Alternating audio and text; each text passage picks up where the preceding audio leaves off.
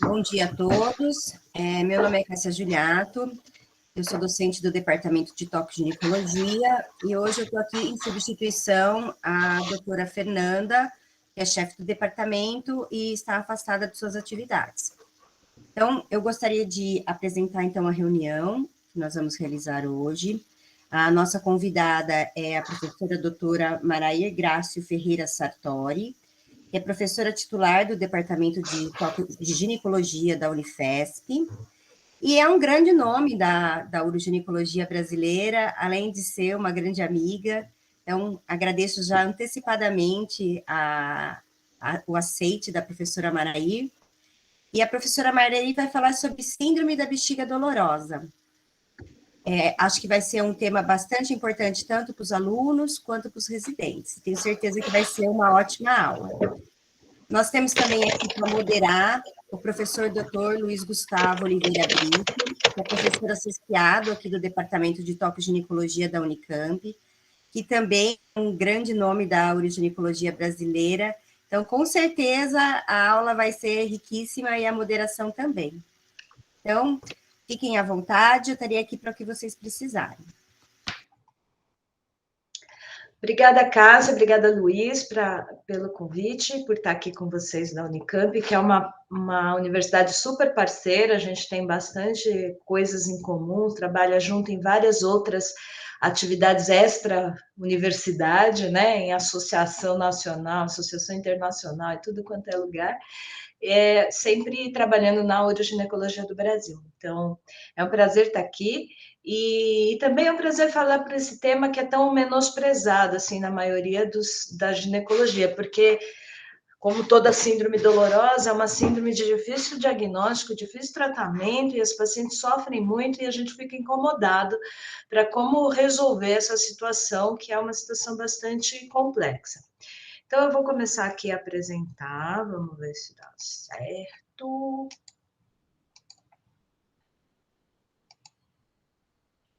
Daí, vocês, por favor, me avisem se não estiverem vendo, porque tem essa questão aí de eu não ver vocês mais, né?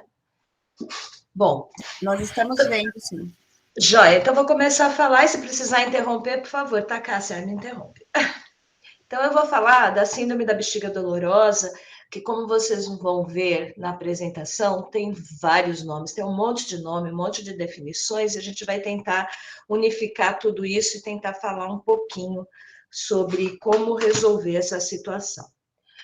Bom, eu gosto muito de falar da história para a gente entender, né, como é que as doenças se comportam ou como elas são diagnosticadas. Então, a primeira vez que se fala de alguma coisa dolorosa na bexiga, tá aí, data de 1808, um tic douloureux, que seria um tique doloroso, né, como uma tradução, definida aqui por esse autor, Sick, como uma condição inflamatória da bexiga que apresenta uma úlcera e que dá sintomas parecidos com um cálculo de bexiga. Então, foi a primeira vez que alguém tentou identificar essa condição e falar sobre isso. Depois a gente vem em 1876, quando aparece a primeira vez o termo cistite intersticial, definido no livro do Samuel Gross, que ele definiu mais ou menos assim: quando você tem todas as camadas da bexiga implicadas ou afetadas por um processo inflamatório, ele denominou como sendo uma cistite intersticial ou uma cistite parenquimatosa. Né? Separando, então, por topografia. Uma inflamação só da mucosa seria uma cistite mucosa, e uma inflamação que pegasse a parede inteira da bexiga, ele chamou de cistite parenquimatosa. Mais para frente, em 1878, o Skinny, da glândula também de Skinny, ele diz que essa cistite intersticial seria um processo inflamatório grave, com uma gravidade crescente, causando ulcerações na parede e acometendo novamente aqui todas as camadas, inclusive a camada muscular.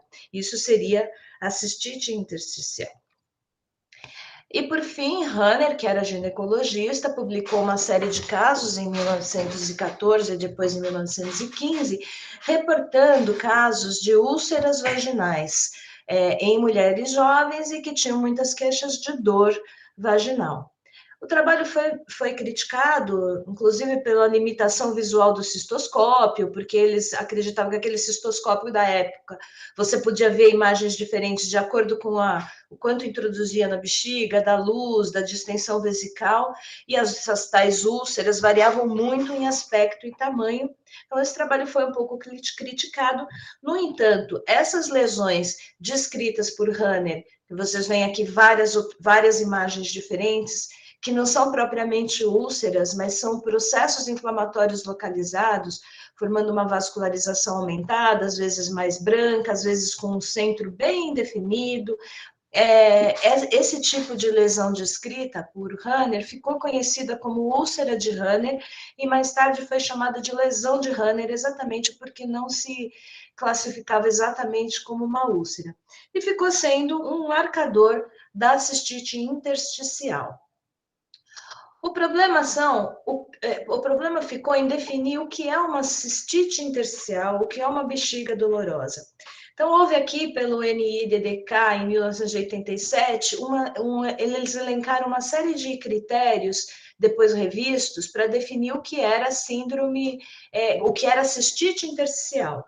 Então, devia ter glomerulação na bexiga, devia ou ter uma clássica, no caso, na época, úlcera de Hanner, tinha que ter dor com enchimento vesical, tinha que ter urgência, tinha que ter várias glomerulações em tantos quadrantes, tinha que excluir um monte de diagnóstico, vejam aí, 18 diagnósticos. Ou seja, para alguém conseguir definir uma cistite intersticial seguindo todos esses critérios, provavelmente a gente não ia ter nunca uma cistite intersticial. Então, ficou uma confusão de termos e de definições para incluir a doença. E aqui são os exemplos das tais glomerulações, que nada mais são que petecas que aparecem na bexiga após a distensão vesical, denotando o processo inflamatório nessa parede vesical.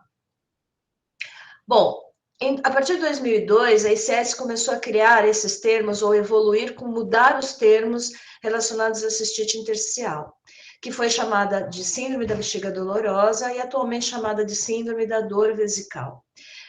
Então, vocês viram que ampliou um pouquinho do cistite intersticial para ser uma síndrome, ou seja, múltiplos diagnósticos ou múltiplos facetas da doença, e mudando aí as siglas.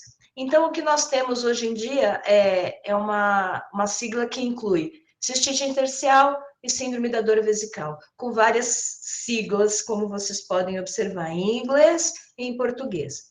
Então, eu vou usar essa última sigla, SDVCI, que seria síndrome da dor vesical, cistite intersticial, cistite intersticial, para vocês verem como as doenças são imbricadas. Na verdade, a cistite intersticial clássica com úlcera seria uma parte da síndrome da dor vesical.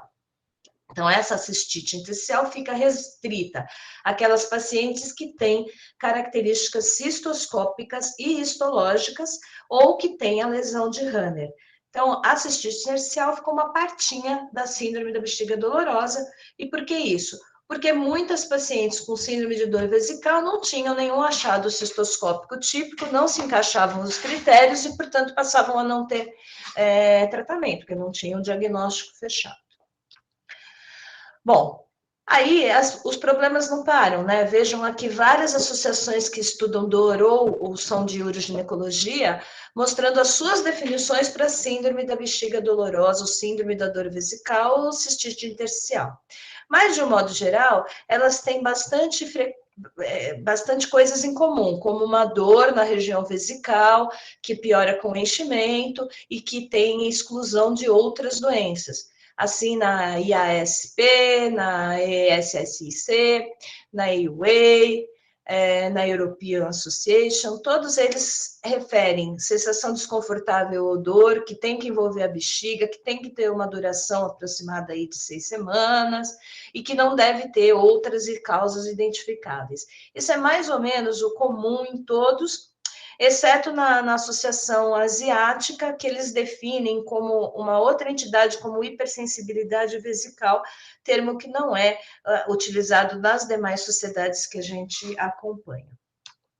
Então, acho que a gente podia resumir uma definição como sendo, da síndrome da dor vesical, como sendo uma sensação desagradável, dor, pressão, desconforto, que tem que estar relacionada à bexiga, que tem que ter associado a sintomas do trato urinário baixo, como urgência, disúria, aumento da frequência, que dure pelo menos mais do que 6 semanas e que não tenha infecção urinária ou outras causas demonstráveis para explicar essa sensação desagradável. Então, é mais ou menos esse consenso que se tem das diversas associações e é o que, em geral, a gente acaba utilizando para o diagnóstico. Então, vejam vocês que é um diagnóstico bastante aberto. Tem que lembrar também que os sintomas, eles têm relação com a bexiga e eles melhoram quando a bexiga está vazia e pioram quando a bexiga está mais cheia. E é muito comum que apareçam em surtos ou fases. Então, a pessoa tem um período de muita dor, depois ela passa bastante tempo bem. 90% das mulheres, dos casos são em mulheres da raça branca, mais ou menos na 4ª década da vida. E, claro, que por ser uma doença crônica de definição controversa, você espera que ela leve muito tempo para ter um diagnóstico disso. Em média, os estudos mostram de 3 a 7 anos para que ela receba um diagnóstico de síndrome de dor vesical. Associam-se também outras coisas, como, por exemplo, fibromialgia, síndrome do intestino irritável, vulvodínia, Sjögren, enxaqueca, fadiga, depressão, ansiedade.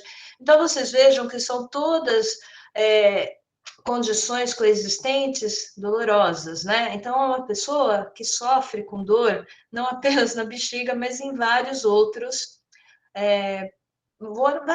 partes, faz parte do quadro C, dor. E olha a quantidade de coisas que precisam ser excluídas para se falar que é uma síndrome de dor vesical, tá? Desde endometriose, doença inflamatória pélvica, prolapso, divertículo, corpo estranho, enfim, uma série de outras doenças, uso de remédio, enfim. Mas, em geral, pensando nessa definição que eu estou usando aqui com vocês, o que seria a fisiopatologia dessa doença? Bom, tem que ter uma lesão vesical, porque é uma síndrome dolorosa vesical. E essa pode ser causada por várias coisas. Pode ser uma disfunção do assoalho pélvico, uma doença autoimune, uma cistite bacteriana, ou uma causa inflamatória, neurogênica, trauma de bexiga, hiperdistensão, que na verdade é um trauma, ou seja, vários mecanismos que possam causar uma lesão vesical que permita uma permeabilidade de íons no interstício, ou seja, coisas dentro da urina possam entrar no interstício vesical. Isso ativaria a produção de mastócitos, liberação de histamina, ativação de fibra C e substância P, causando uma intensa resposta imunogênica ou alérgica dentro da parede vesical, e isso perpetua ou piora a injúria vesical. Então, na verdade, um ciclo vicioso aqui, levando a uma progressiva lesão do interstício da própria parede da bexiga, do músculo detrusor. Então, esse é um esqueminha mostrando para vocês um corte da parede da bexiga e aqui da luz da bexiga com a urina contendo potássio, bactérias, solutos, enfim. E uma camada de glicosaminoglicanos que protege esse epitélio vesical contra essas substâncias.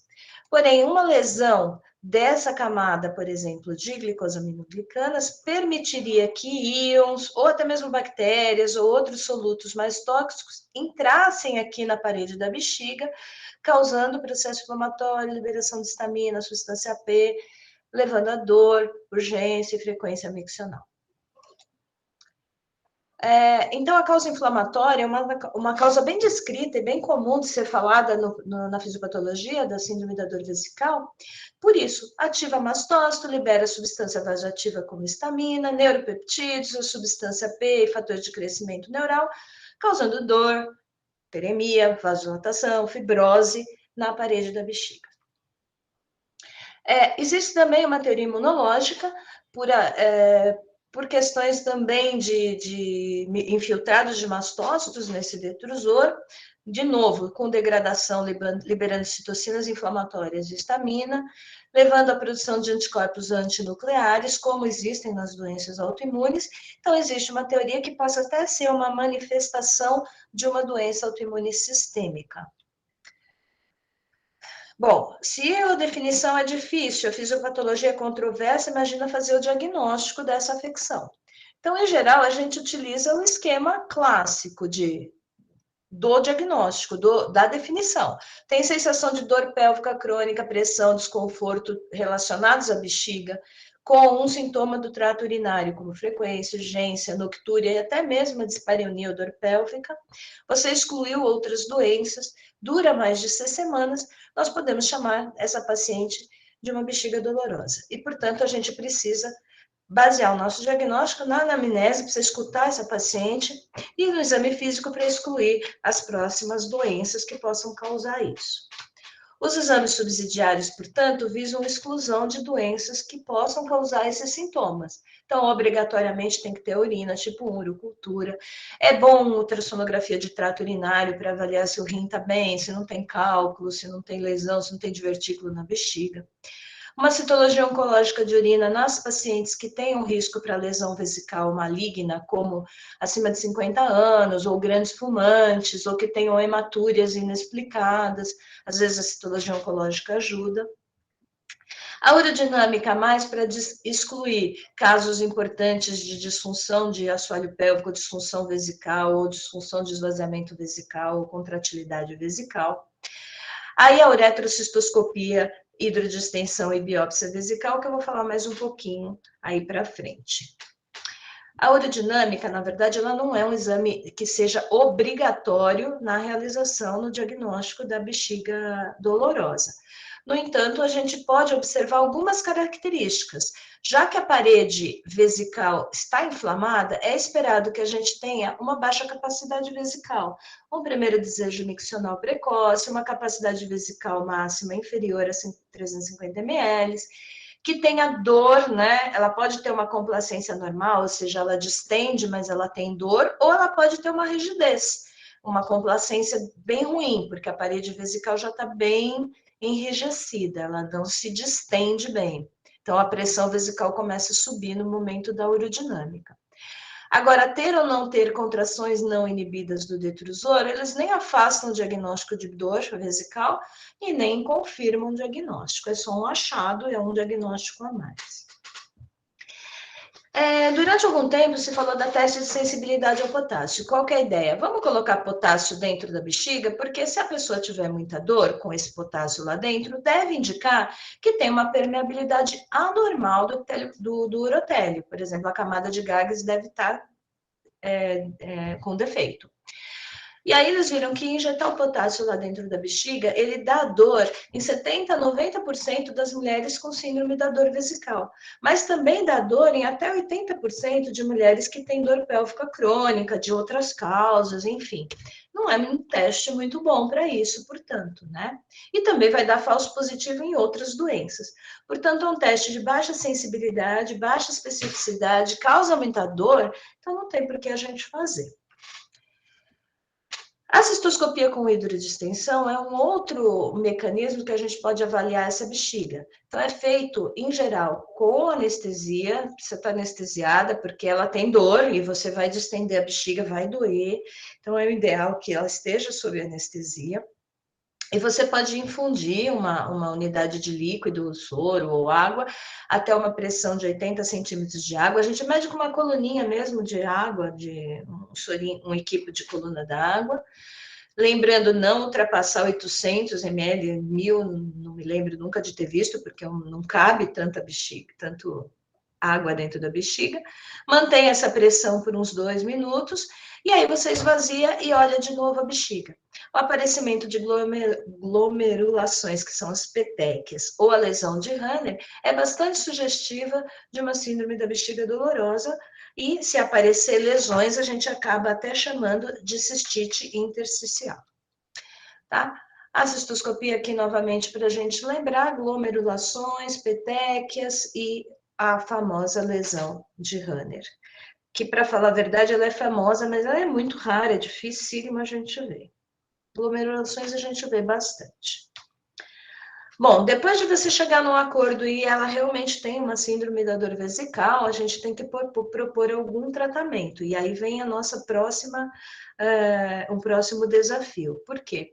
Porque o tratamento é muito complexo. A gente começa tendo que conscientizar essa paciente que é uma doença crônica, que não tem cura, que o tratamento visa aliviar os sintomas, que vai melhorar a qualidade de vida, que vai ser um tratamento prolongado e que nós vamos ficar tentando diversos tratamentos, inclusive iniciando com dose mais baixa, quando for medicamento, a possibilidade de fazer a combinação de terapias e lembrar que existem as recaídas ou remissão dessa doença e ela pode ter surtos ao longo da sua vida. Então, a gente já vê que é difícil, mas a paciente tem que estar ciente dessas condições para que até o tratamento seja mais fácil. E como que a gente vai fazer um tratamento se a gente tem uma fisiopatologia tão diversa, né? Esse é um esquema de uma fisiopatologia que vem até da parte cerebral mesmo, para você tentar dessensibilizar o cérebro, das inflamações neurogênicas medulares, dos neurotransmissores. Portanto, existem vários tratamentos objetivando cada uma das possibilidades de ação ou possibilidades diagnósticas da síndrome da dor vesical. Então, como, por exemplo, uma das teorias é que a camada de glicosaminoglicanas é ruim, a gente poderia pensar em usar algum terapeuta, algum tratamento intravesical, por exemplo, ou repor os glicosaminoglicanos intravesicais para tentar refazer essa camada. Tem também terapêuticas, agentes medicamentosos, tem estudos com célula-tronco, tem, como todas, doença crônica, dor crônica, estudos em dor, enfim, tem uma série até canabinoides, plantas canabinoides e outras terapias sendo testadas, até microRNA. Ou seja, quando a gente vê uma lista grande de opções de tratamento, é porque nenhuma delas é realmente muito eficaz. E é por isso que as sociedades todas têm os guidelines de tratamento e baseado em linhas de tratamento. Algum tratamento que tem 6 linhas, né? Alguma doença que tem 6 linhas de tratamento já mostra para vocês como é difícil de tratar. Então, a gente vai começar com a primeira linha, que são cuidados gerais, manejo de dor, depois vai para a medicação oral, intravesical, depois vai para procedimentos mais invasivos ou mais invasivos ainda, ou coisas que ainda estão em estudos e, por fim, super invasivos tratamentos. As diferentes sociedades fazem todas essas linhas de tratamento. Algumas reúnem em 4 linhas, em 5 linhas, em 6 linhas, que ajustam ou põem junto, né? Ajuntam aqui algumas linhas de tratamento como uma linha única. E aí eu vou tentar falar um pouquinho para vocês dessas opções de tratamento que a gente tem dentro da bexiga hiperativa. Vou dividir segundo a SS nessas 6 linhas, mas entendam que isso não é uma classificação burocrática, é mais para a gente pensar numa linha de raciocínio de tratamento, né? Então, a primeira terapia, como tudo em uroginecologia, é uma terapia conservadora, ou seja, não vamos invadir essa paciente, vamos tentar o processo de reeducação vesical, com fisioterapia vesical, fisioterapia de assoalho pélvico, medidas de relaxamento de musculatura de assoalho pélvico que ajudam bastante. Vamos tentar dessensibilizar o cérebro, ou seja, às vezes a gente pede para a paciente, olha, deu aquela dor, deu aquela vontade, tenta relaxar, tenta meditar e segurar mais um pouquinho, ver se dá para isso ir desensibilizando esse cérebro. Legal, eu gosto muito dessa diminuição do estresse, você fala para ela trabalhar menos e fazer exercício, ter grupo de suporte, assim, fácil, né, da gente fazer isso com as nossas pacientes, mas a dieta às vezes é mais fácil, né, evitar muita fruta cítrica, café, chá, alimentos condimentados, bebidas alcoólicas, bebidas gaseificadas, tomate, adoçantes artificiais, vinagre, quase ela não pode comer nada que é bom, né, então ela tem que diminuir o estresse, não pode comer bem, e tudo isso para ter uma melhora de até 50%. Mas tem que fazer essa primeira abordagem conservadora, explicar direitinho para a paciente, para ela ser parceira no seu tratamento. Tratamento conservador, e aqui são os graus de recomendação das diversas sociedades que eu falei anteriormente, então variam aí de grau de tratamento conservador, Multimodal, ou seja, você junta tudo, a físio, o tratamento comportamental, a dieta, a educação, aí tem grau de evidência razoavelmente boa nas diversas associações. Né? É difícil ter coisas isoladas, por exemplo, só dieta, só fisioterapia ou só acupuntura, mas são todas opções que têm lá seus graus de recomendação mais ou menos não muito evidentes, mas a fisioterapia e a terapia multimodal conservativa deve ser aplicada e tem um efeito benéfico. Vamos então falar um pouquinho da segunda linha de tratamento, que são as medicações. Então, a medicação mais utilizada no tratamento da dor vesical por via oral é a amitriptilina, que tem uma ação anticolinérgica central e periférica. Então, se ela tem ação anticolinérgica, ela age nos receptores do detrusor, nos receptores muscarínicos, e promove o relaxamento do músculo detrusor, que é bem útil para quem tem dor vesical. Além disso, ela tem uma ação de inibidora de mastócitos para bloqueio histamínico, portanto, diminuindo o processo inflamatório. Tem uma inibição de recaptação de serotonina e noradrenalina, que ficam mais disponíveis na frente da pré-sináptica, e acabam diminuindo a sensação de dor por ação no sistema nervoso central. Então, é uma boa medicação para dor crônica, além de ter uma ação sedativa. A dose de uso pode ser de 10 a 25 miligramas por dia e chega até 75 miligramas ao dia.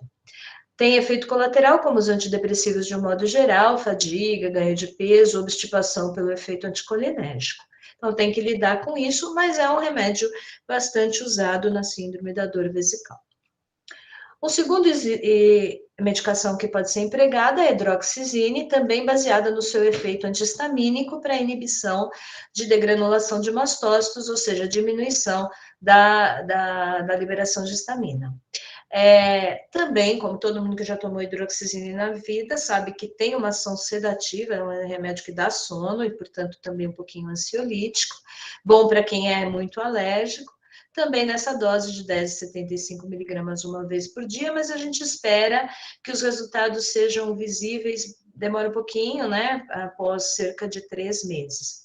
A associação da hidroxizina com o Eumiron, que eu vou falar daqui a pouquinho, melhora um pouquinho mais a ação da hidroxizina. De novo, as associações aí multimodais. O Eumiron, nome comercial do pentosan polisulfato de sódio, que é uma droga também por via oral, que tem por objetivo restaurar a camada de glicosaminoglicanos na bexiga, e é uma das, acho que é a única que é aprovada pelo FDA para o tratamento dessa síndrome. Com dose de 200 a 300 miligramas ao dia, o tratamento precoce funciona melhor, né, quando os sintomas iniciam, ou seja, difícil a gente pegar uma paciente que tem um diagnóstico tão rápido, né, menos de 6 meses, mas eles têm bons resultados, mas não tem no Brasil, tem que mandar vir, tem que importar, ou que fica um pouquinho caro. Outra classe de drogas, agora para uso intravesical, né? Não é uma droga por via oral, é o dimetilsulfóxido, conhecido como DMSO, que você formula ou compra ele pronto, e é aplicado de modo intravesical, que tem uma boa ação anti-inflamatória analgésica e relaxante muscular. Além disso, ele tem um efeito colagenolítico, então tentando diminuir a fibrose na parede vesical, estimula também a liberação de óxido nítrico e também é aprovado pelo FDA. Tem por objetivo tentar refazer também a camada de glicosaminoglicanas. É aplicado numa solução a 50%, né, da solução diluída em solução salina. Você põe dentro da bexiga da paciente, pede para ela ficar entre 10 a 20 minutos com a solução dentro da bexiga, até a gente pede para ela andar, virar de lado, para essa solução ficar circulando lá dentro da bexiga. Semanalmente, por cerca de 6 a 8 semanas, depois mantém-se uma aplicação bimensal, por 3 a 12 meses, e, portanto, fica um tratamento também caro e mais difícil, mais invasivo, porque é uma sondinha na bexiga aí várias vezes. Tem por efeitos adversos, é engraçado isso, que a paciente fala que está com hálito de alho, ou está cheirando alho, e realmente existe uma eliminação desse cheiro de alho pela expiração em até 40% das pacientes. E a dor, a piora de dor pode acontecer ou durante a aplicação, ou durante o momento que a solução está dentro da bexiga, em geral transitória, mas também pode causar piora dos sintomas em até 15%. Então, como eu disse, nenhum dos tratamentos é ótimo ou maravilhoso. Vem se estudando outras substâncias heparinoides, como heparina, ácido hialurônico, sulfato de condroitina, para atuar na regeneração da camada de glicosaminoglicanos intravesical. Então, são medicações aplicadas intravesical, que tentam inibir a função migração dos leucócitos, causando uma ação antioxidante e tentando regenerar essa camada. Tá? Então, essas substâncias também têm sido estudadas no tratamento da bexiga dolorosa. O ácido hialurônico é disponível na nossa população, vem um frasquinho com 50 ml, que pode ser instilado semanalmente, causando melhora ou remissão dos sintomas, e a gente recomenda, eles recomendam, com máximo de 10 instilações, se você não tiver melhor. E tem 85% de bons resultados em alguns estudos. O ácido hialurônico, 10 instilações, vai ficar bem caro, o frasquinho custa em torno de R$400.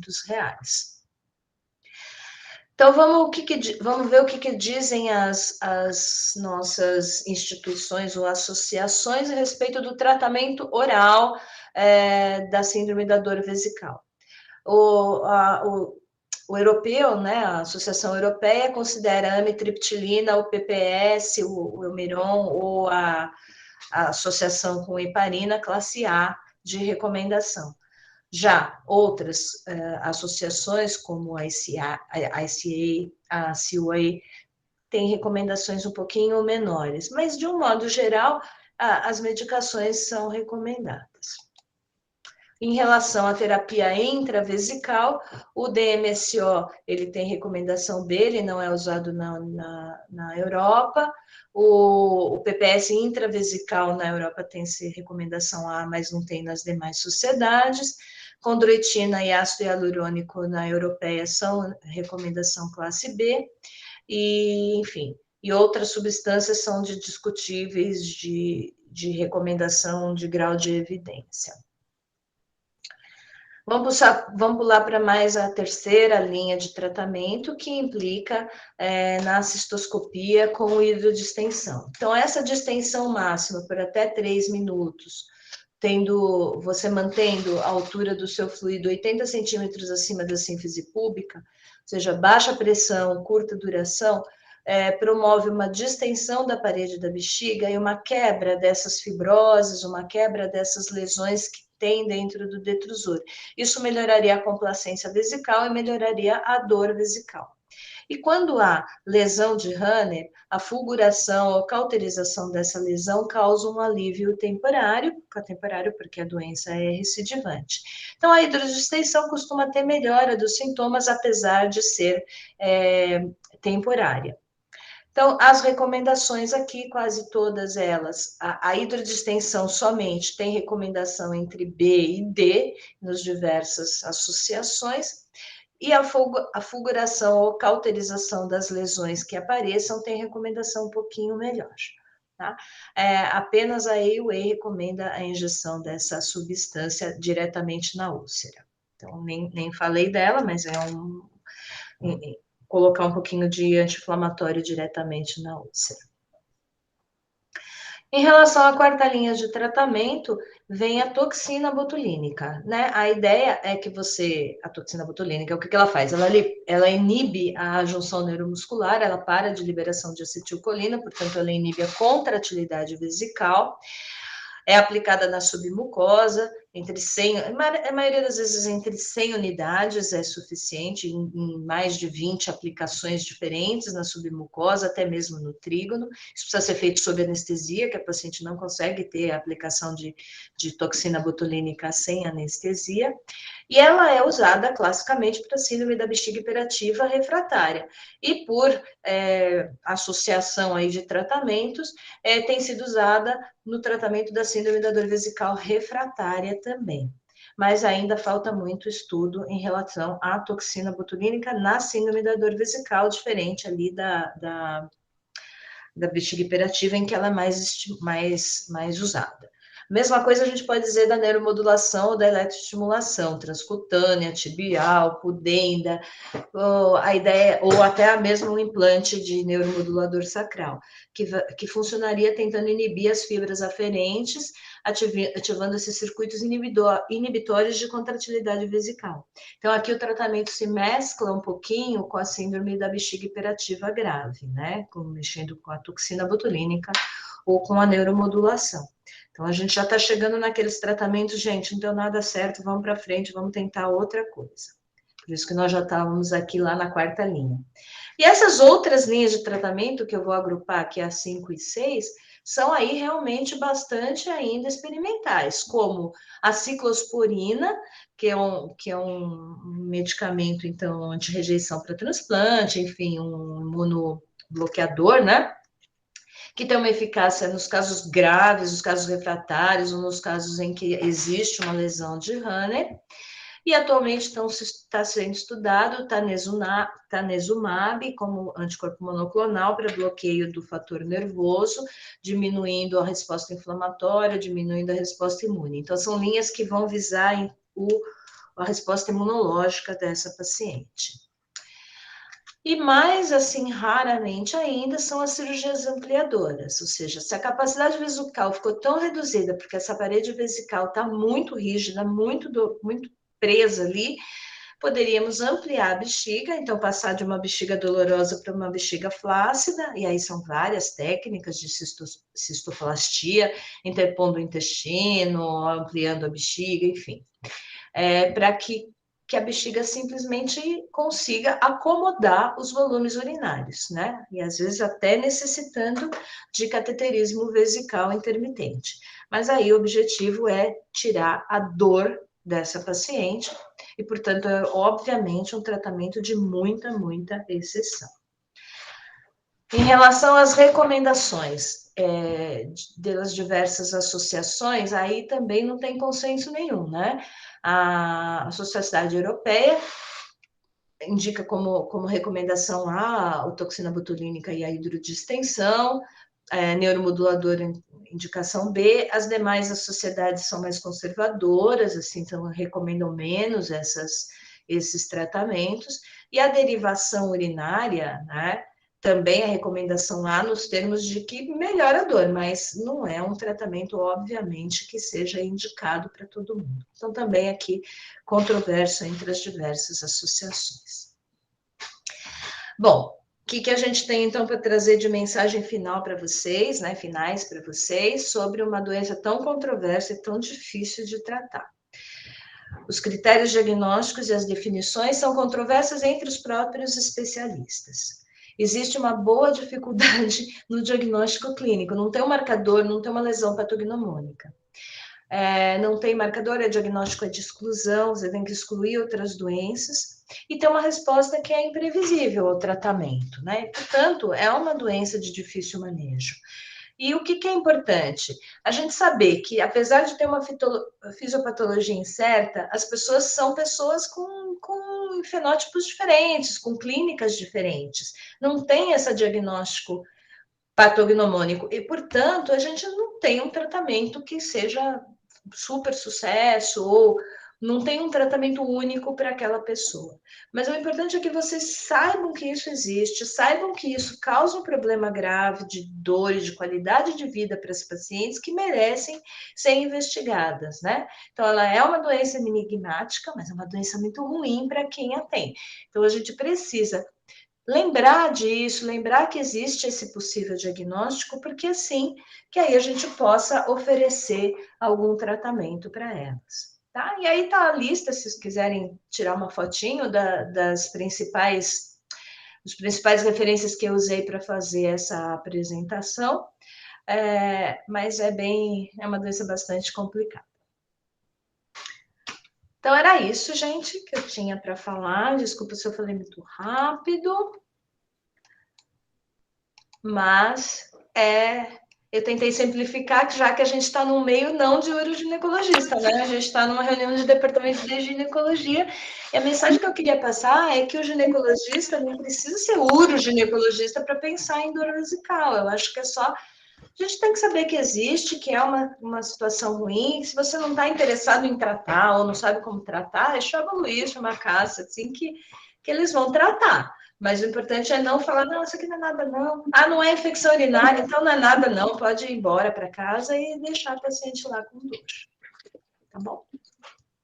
Obrigada.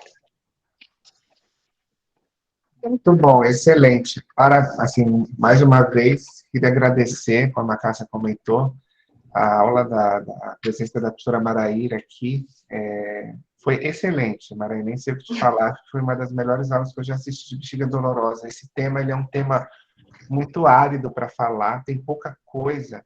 É um tema muito... Ele é um tema que você estuda e você finaliza com dúvida, porque é uma doença extremamente no limbo de uma série de coisas, né? Eu agradeço o departamento por ter me chamado para moderar, mas é uma moderação difícil porque é um tema difícil. Então, realmente, mas assim, eu achei excelente porque você traz luz a uma série de coisas, você mostra um pouco de evidência que a gente tem sobre algumas coisas, então eu acho que ficou excelente. Por exemplo, a questão do teste do potássio, quando você explica que não tem uma serventia na nossa avaliação diagnóstica muito clara. E também traz luz em relação à questão, por exemplo, de novas drogas, né? O tanezumab, por exemplo, de repente, se a gente tiver uma opção de anticorpo monoclonal, não só para dor pélvica, mas para outras dores, que vai ser muito útil, né? Para tratar nossa paciente. Excelente, muito boa mesmo essa aula. Acho que vão começar a te pedir várias vezes essa aula. Luiz, essa aula montada realmente é para ginecologia, né? Porque eu acho que é importante a gente falar do assunto. Faz parte daquelas síndromes dolorosas todas que a mulher tem, né? Tem fibromialgia, tem intestino irritável, tem endometriose, são síndromes dolorosas. A gente não pode menosprezar, porque afeta a qualidade de vida, né? Exatamente. Eu acho que, assim, eu queria... Eu vi os comentários no chat, a Gisele elogiando, ela está aí também com a câmera ligada. Oi, Gisele. Gisele está aqui. Eu não estou vendo muita gente aqui, mas estou... O Marcos Marangoni, que é aluno da Cássia, foi nosso ex-residente de GO e de uroginecologia também, que está em São Paulo, veio assistir. E temos alguns docentes também, nossos residentes também estão aí, nossos alunos de graduação. Eu tenho algumas perguntas, mas se alguém quiser ficar fazendo pergunta, pode ficar à vontade. Eu queria saber o que você acha, Maraíra, em relação à primeira e à segunda linha, se você costuma seguir essa ordem, ou se você combina as linhas de tratamento, pensando de que a primeira linha, embora ela seja muito interessante, ela é uma linha mais difícil quando a gente fala de aquisição de hábitos, né? Então, aquela história de desestressar. Eu achei engraçado que é uma linha que seria para qualquer coisa atualmente na nossa vida, né? Mas se você combina linhas de tratamento, e eu queria saber se você... estou vendo nossos residentes de urogineco, graças a Deus vieram. Ainda bem. Eu queria ver eu queria saber o que você acha. Eu tenho particularmente um feeling sobre a síndrome da dor vesical, bexiga dolorosa, em relação a uma possível, eu tenho isso na minha cabeça, uma possível fusão com a bexiga hiperativa. Porque quando a gente pega os espectros e os fenótipos da bexiga hiperativa, a dor está incluída neles. Então, eu ainda acho que vai ter algum tipo de discussão em relação a essa classificação. Já existem alguns trabalhos sobre o impacto também de microbioma em tipos de doenças em uroginecologia. Você acha que também o microbioma pode ser que traga alguma coisa? Ou você acha que o foco vai ser mais, não tanto no germe, no micróbio, mas sim na coisa da inflamação mesmo em relação a isso? Eu acho que isso é um espectro de dor, né? Um espectro da dor, como você mesmo colocou, a fisiopatologia está bem mais focada nisso, né? Bom, então vamos lá. Já esqueci a primeira pergunta, hein, Luiz? Mas vamos lá. Na verdade, as linhas. Estou brincando. Vamos lá. As linhas de tratamento. É claro que você tem que dar orientação geral, óbvio. Isso para toda. Acho que para tudo em ginecologia a gente tem que dar orientação geral. É parte da nossa vida como prevenção de doenças da ginecologia. É claro que quando chega para mim, né, Luísa, uma bexiga dolorosa, ela já veio tomando todo esse monte de coisa, porque em geral alguém já deu, e aí fica difícil você mudar.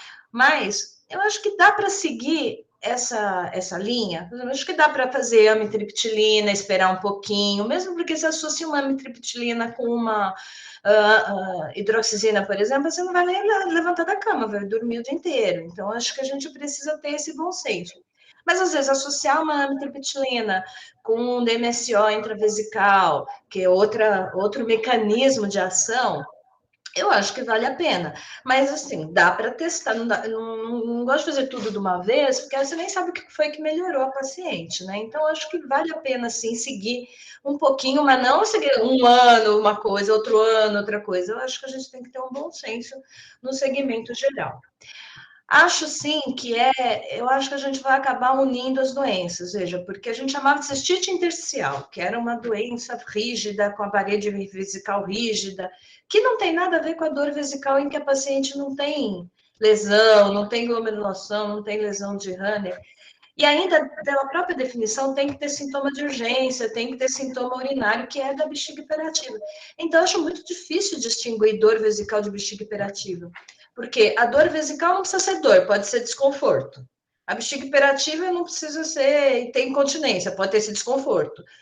O tratamento você acaba ali, quando vai para a quinta, sexta linha, é o mesmo tratamento da bexiga hiperativa grave. É a mesma coisa que você faz. Você vai para botox, você vai para cistoplastia, você vai para neuromodulação, quer dizer, é o mesmo tratamento. Pode ser sim que a gente está tendo facetas diferentes de uma mesma doença.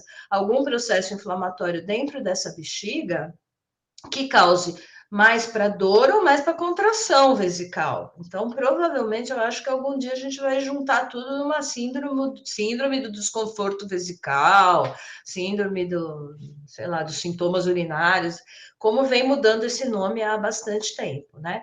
Eu nem pus o nome inicial lá que tinha assim, síndrome uretral, que a gente acabava relacionando até a microbioma, clamídia, etc., entrando agora um pouquinho na clamídia e no microbioma, eu acho que é um futuro bem grande a gente entrar por essa linha, porque se a gente acha que a lesão é da parede vesical, quem mais que agentes infecciosos dentro da bexiga poderia causar lesão da parede vesical? Quer dizer, tem uma grande... É muito lógico você imaginar que uma alteração ali da flora urinária pudesse ser responsável por lesões da parede vesical. O problema é que a gente colhe exame de urina, cultura, em meio aeróbico para procurar Escherichia coli. A gente não está procurando outros agentes, sei lá, se vírus, se partículas, outros agentes que a gente não procura, mesmo clamídia a gente não procura na urina, HPV a gente não procura na urina. E pode ser que a gente tenha, sim, um fundo importante em relação a microbioma. Vale a pena o estudo, como já estão fazendo, né, Luiz? Para essas doenças de dor crônica, para essas doenças de bexiga, até para bexiga hiperativa. Respondi tudo? Todo, eu acho que assim, a sua aula foi super completa, né? Eu acho que assim, foi excelente, acho que fez um passeio muito bom. Eu queria exatamente ouvir a tua opinião disso, porque eu acho que é isso que você falou. É uma paciente com dor crônica, eu acho que na primeira consulta já deu, é geralmente uma consulta demorada, uma paciente que tem muita queixa.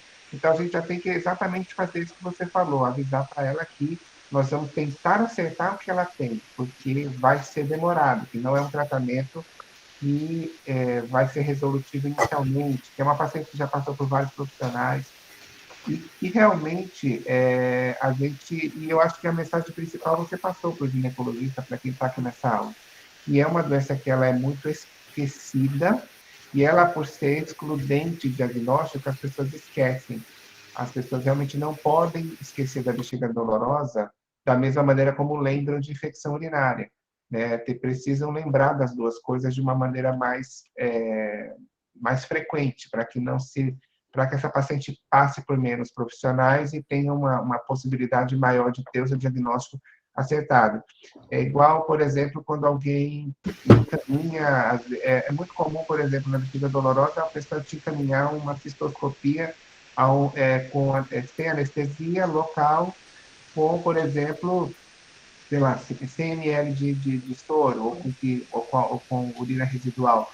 Ah, o doutor descartou o diagnóstico. Nem sempre, tem que hidrostender essa bexiga, porque às vezes a glomerulação não sai com 100 ml, ela vai sair com mais de 300. Então, você tem que hidrostender para você ter a sulfusa hemorrágica, a glomerulação. E como você bem falou, às vezes você acha uma úlcera de Hanner, né? As formas não ulcerativas são mais frequentes, né? Então, acho que ficou super bem pontuado.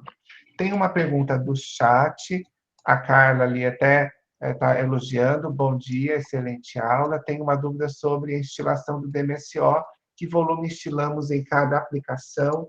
Pode-se guardar o medicamento entre uma instilação e outra? E agradece. Então, obrigada pela pergunta. Eu acho que aqui você tem que só lembrar que você não pode pôr grande volume dentro dessa bexiga, porque essa paciente ela não aguenta grande volume, ela vai ter dor, ela vai querer urinar, ela vai ficar incomodada, né? Então, eu acho que você faz a 50%, né? A diluição. Então, a gente põe ao redor de 50 ml dentro da bexiga.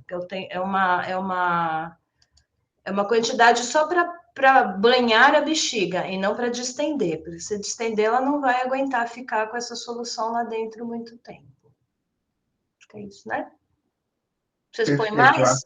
Acho que ficou super bem explicado. Só complementando que é importante procurar a ampola de DMSO, Carla, a ampola esterilizada. Tem muitas indústrias, né, que estão vendendo a ampola reutilizada. O frasco, às vezes, não é estéril, e, teoricamente, precisa fazer a aplicação intravesical, tem que ver se o frasco está estéril ou não. É verdade, é por isso que você não reaplica, você não guarda e reaplica, não. Você manda, se você for mandar formular, você manda formular um frasquinho pequeno, uma para cada aplicação. Para cada aplicação, porque aí você vai quebrar, e aí tem vários esquemas de realização, com heparina e sem heparina, e aí vai.